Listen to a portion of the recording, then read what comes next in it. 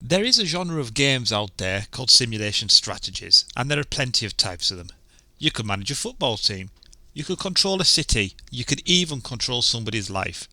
But have you ever wanted to manage a rock group? Well, now you can.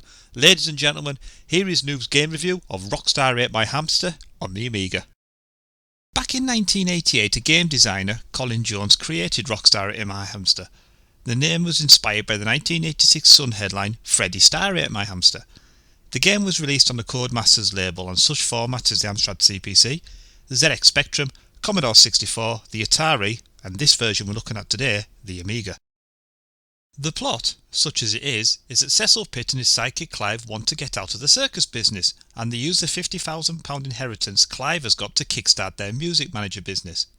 The game is menu driven, and you control the day-to-day goings-on of a Rockstar manager. You start by picking your group, up to 4 stars can make your supergroup, and all the Rockstars are rip-offs of real-life stars of the time. This is 1988, remember, with names such as Bill Collins, Elvin Dwight, and Scratch and Sniffer. All have a weekly wage, and this needs to be taken into account when creating your group, because if you go bankrupt, it's game over. After naming your supergroup, you can choose what equipment to arm your stars with, either brand new, second hand, or dodgy. Whatever you pick, a little later on down the line, you either get stolen or confiscated anyway, so it doesn't really make any difference. Then it's into your main menu. The first option is you can send your group practicing, which they need to do to get better. Now this does actually make your band play better, then when you get onto gigging, the crowd go away a lot happier.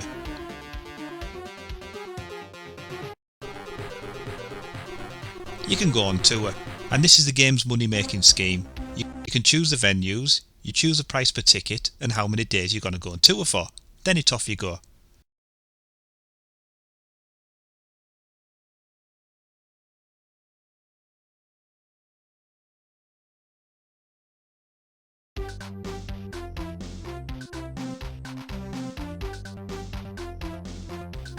Clive will then give you a rundown every day of how many tickets you sold, and a soundbite plays to let you know how happy the crowd is.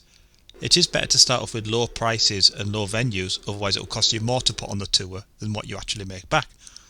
Eventually you'll be paying packed out stadiums at £20 a ticket. During these tours, your Rockstar Divas will then give you ideas to make the gig better. You can agree, if you've got the money, or you can decline, in Cecil's own unique way. But this usually ends up with the Rockstar giving you an ultimatum and quitting the band if these are not met. You can choose to throw a publicity stunt, and there is high risk attached to this, as if it goes right, then your ticket sales increase, but if the worst can happen, one of your Rockstars could actually die. Remember, you only start with 4, and if they all leave or they die, it's game over. Some of the headlines in this section caused complaints to W.H. Smith, and this ended up with the company pulling the games from the shelves.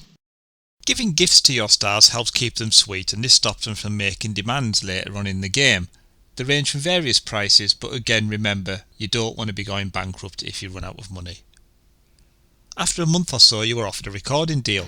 After accepting this, you went to the recording studio and record your album. A randomly generated song is played and you can name the song. Then you eventually name your album. Note here, if you have got too much money when you record, you get held to ransom to recover the master tapes. Then, this is the time when you can start releasing your masterpieces. You choose your single to release, only one at a time remember, we're not Ed Sheeran we're managing. You can choose to record a music video and pick your director, venue and theme. Every choice affects the chance it has of becoming a smash hit. You can then release your album, named whatever you want, and now it's a case of repeating, gigging and promotions until Sunday night and the charts come in. During the chart, you are given a rundown of the top 10. Hopefully your band will feature somewhere. If your single does well, then your album will chart. Your album only ever moves up or down one place at a time. If your single is in the top 8, your album will climb. Any lower and it will take a drop. The platinum albums are gained by album sales, so don't let it drop out the top 10 as it takes some weeks to re-enter. So strategy is involved when deciding on releasing your next smash hit. All the other acts are parodies of chart acts at the time, and some of them are quite funny. I mean, who wouldn't want to listen to Def Leppard's next single? There are other aspects that affect record and gig sales. You will from time to time be offered charity gigs. This is a game of chance if you accept or not. If it's a legitimate charity, well done. If not, bad publicity will follow, gig revenue and sales will take a dip.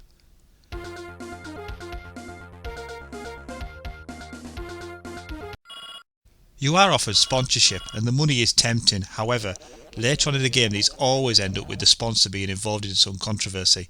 Again, this affects your sales.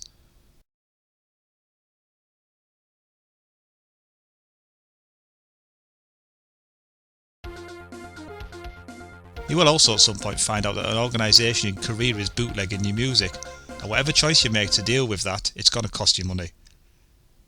It's then a case of rinse and repeating, trying to keep around in the charts long enough to gain the 4 platinum discs to win the game. It's not easy, the most I've ever done is 2, and I have played this game a lot. The graphics are good enough, nothing much happens, and the music is well put together, but you don't play these kind of games for either one of those things. It's funny, entertaining, and it will keep you going for a long time. Rockstar Ate My Hamster is a cult classic. It's one of those games you have either never heard of or played it to death.